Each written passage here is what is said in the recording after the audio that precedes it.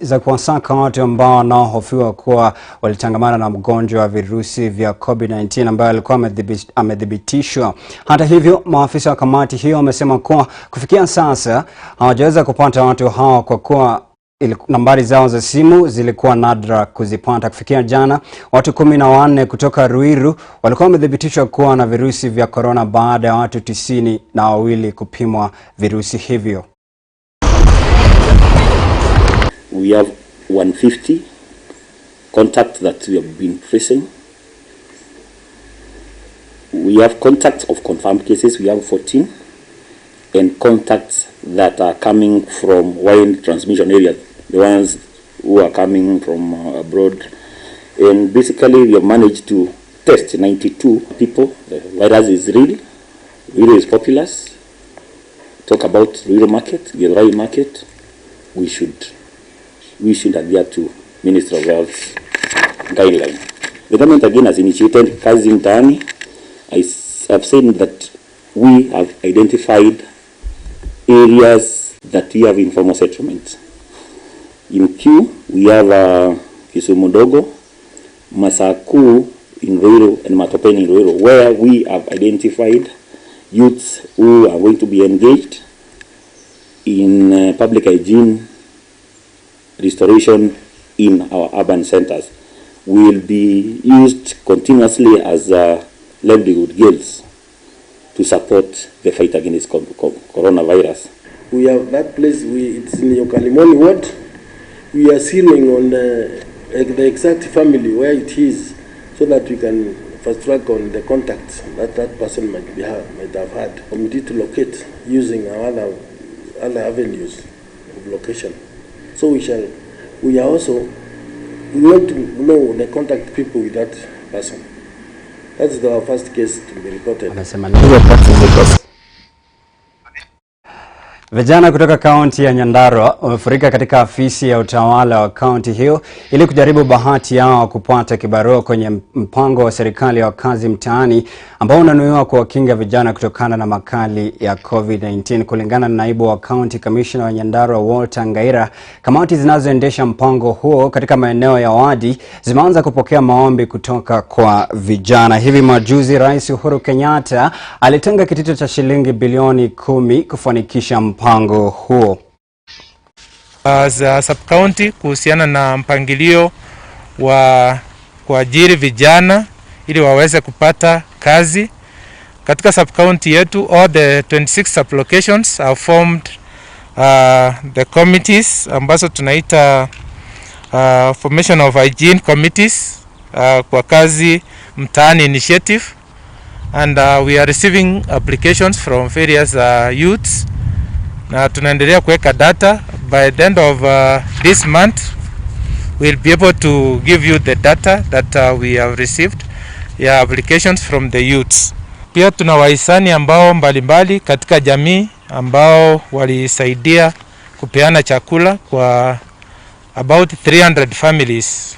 Wamenufaika na chakula ya msaada, na hao wamepata unga wa mahindi 4 kgs, wamepata sabuni, mafuta ya kupikia 1 kg na vitu vingine. So at the moment, for the last 1 month we have supported about 300 families. Leo tuko hapa kusisitiza yale masuala ambayo Mheshimiwa Rais aligusia wakati alikuwa anapeana ile the 8-point economic stimulus agenda. 70% ya population yetu ni vijana ambao wameathirika sana katika masuala, na kuna zile programs ambazo alikuwa anaweza kutenga, na kuna moja ambayo aligusia akisema kwamba serikali kuu imetenga bilioni 10 ili kuweza kusaidia vijana wetu kupitia katika ile mradi wa kazi mtaani initiative. Kwa hivyo hapa Nyandarua tayari tumeweka mikakati kuona kwamba implement ile directive ya Rais, na tuko na kamati ambazo tulitengeneza kule mashinani. Vijana wetu wanafanya zile applications kupitia katika zile nyumba 10 clusters na ofisi za assistant chiefs. Acha tuvuke katika maeneo ya kaunti ya Garissa ambako huku serikali ikitarajia kufungua uchumi wa nchi hivi karibuni, County Commissioner wa Garissa Meru Mwangi amesema kuwa tayari wamepanga mikakati ya vile uchumi wa kaunti hiyo utafunguliwa, huku miundo msingi na madhara yaliyosababishwa na mafuriko yakipewa kipaumbele. Kulingana na Mwangi, barabara nyingi katika kaunti hiyo ziliharibiwa na mafuriko na ukarabati utaanza mara tu serikali itakapolegeza mikakati yake kuhusu kusitisha kwa mipango ya COVID-19. For the first time in the history of these floods, the Tana floods have been experienced at 4.5 maximum, between 3 to 4.5 maximum. But it's surprising that these floods have been enormous, and we were able to experience the highest.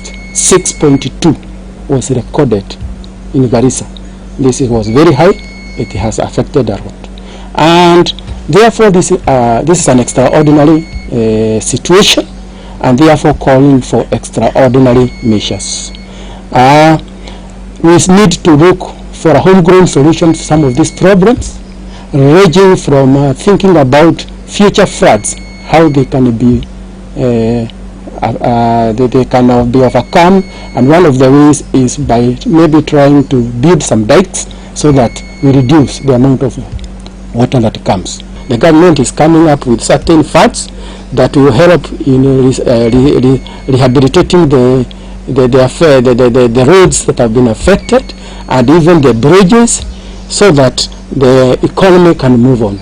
There are certain areas, to speak the naked truth, Garissa, for example, Hurugo, Ijara, in the recent 1 month, it has been a no-go zone, to such an extent that even when we have the relief food to take to Garissa, we have kept it in the stock, and we are looking for strategies to take areas like Dagodera have been okay, because the infrastructures are good. But some of the areas like Hurugo and Dadaab are the only areas that have been affected much by the floods, and also along the Tana floods prone areas. There is a program that will ensure that education is reopened, and the government has also set funds on that.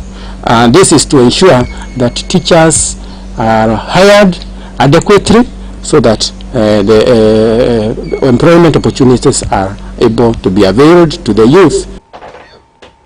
Acha tuvuke katika maeneo ya kaunti ya Kakamega ambapo mwanaume mmoja mwenye umri wa miaka 50 analelea haki baada ya kufika katika zahanati ya Haranda eneo la Navaholo ili kufanya upasuaji wa kupanga uzazi kwa wanaume, ila daktari aliyemfanya shughuli hiyo akifanya vibaya na kuharibu sehemu zake za siri. Mgonjwa huyo ambaye sasa amelazwa katika hospitali ya rufaa ya Kakamega ameshindwa hata kulipa ada yake ya hospitali, huku daktari aliyehusika akiingia mitini. Kitendo ile nilifanyika ilikuwa ya uzazi, kupanga uzazi. Niko na watoto vijana 9 na msichana mmoja, na nilionelea hao watoto wamenitosha kulea. Sasa mama mmoja alikuwa jendo wa uzazi, akanitembelea, nikaingia box kuenda kufanya scrotum surgery. Wala nilifanyia kwa dispensary ya Haranda, haikufanyika vizuri.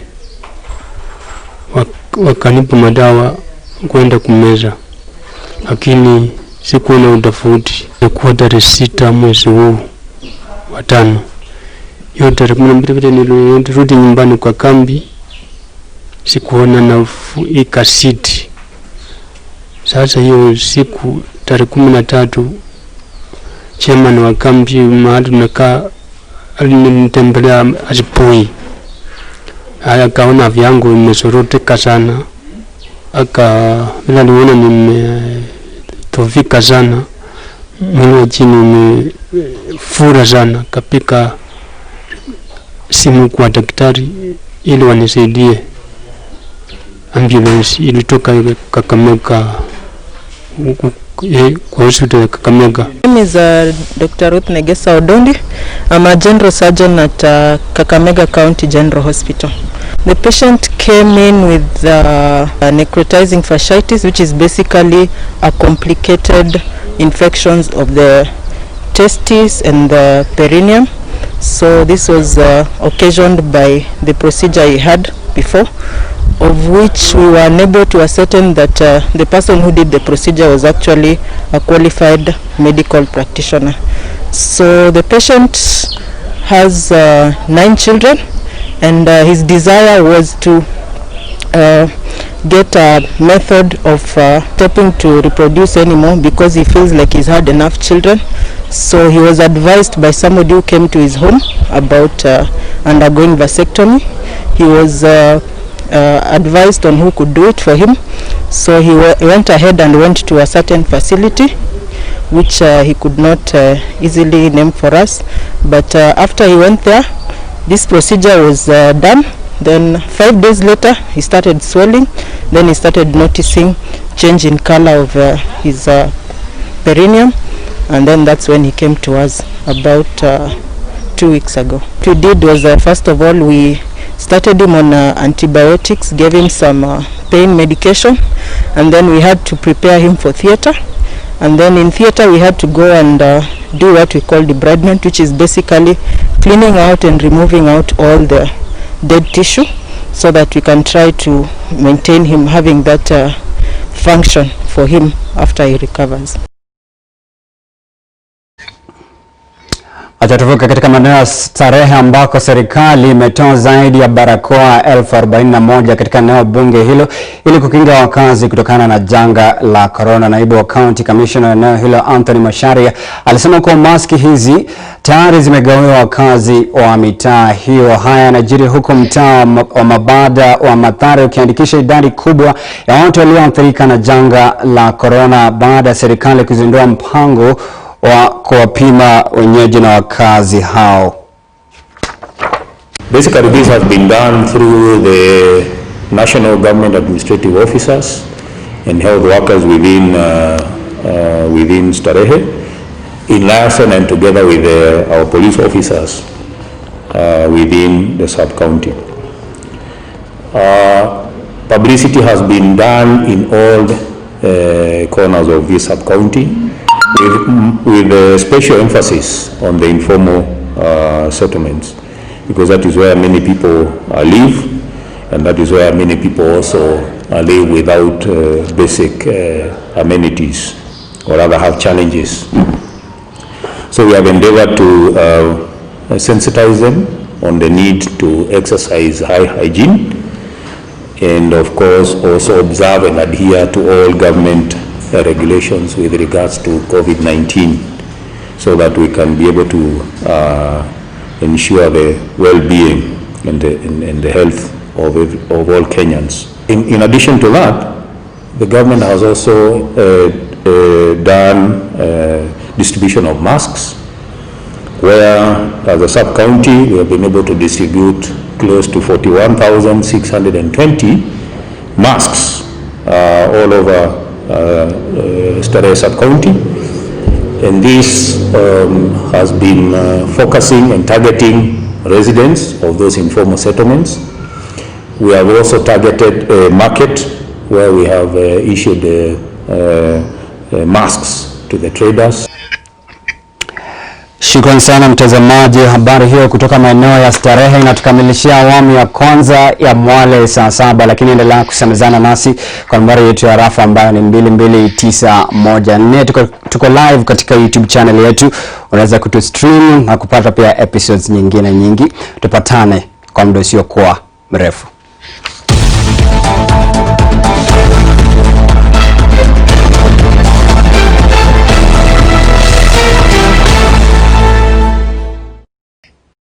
Shukrani sana mtazamaji. Karibu tena. Serikali imetangaza kuwa itawatuma maafisa zaidi wa usalama kulinda ziwa Naivasha kutoka ongezeko la wavuvi wasiokuwa na vibali vya kuvua samaki katika ziwa hilo. Katibu mkuu katika Wizara ya Mazingira Fred Sigora amesema haya kuwa idadi kubwa ya wavuvi katika eneo ya Nyarugovya, na hivyo basi akasisitiza haja ya kudhibiti shughuli katika ziwa hilo. For the past 3 months, you've seen an increase in hippopotamus or hippos attack on human beings. So human-wildlife conflict for the last 3 months, so many cases have been reported in water points, particularly Lake Naivasha, Lake Victoria, and other water points. The attacks of hippos has been enhanced for the past 3 months. I am told that this has come about because of the fact that humans or human beings have gone closer to the lakes, particularly the fishing folk. Between February and now, we've lost 6 people who have died, and also quite a number of them have gotten injuries. Coast Guard Services is one of the newest parastatals we have in the country, and so it is in the stages where it is identifying the areas they will be operating. But because of the expertise, we will be able to liaise with the service so that we see how they can also be useful in Lake Naivasha, Lake Nakuru, Lake Victoria, and other places. It was the increase of the lake level, which has now covered most grazing areas for the hippos. The issue of their grazing area being reduced is one of the causes, and also encroachment of the riparian land also contributes a lot towards attacks on hippos. Hii watu wameingia hapa, wameingia masasa mpaka pacha sumekuwa wengi hata kuliko wavuvi.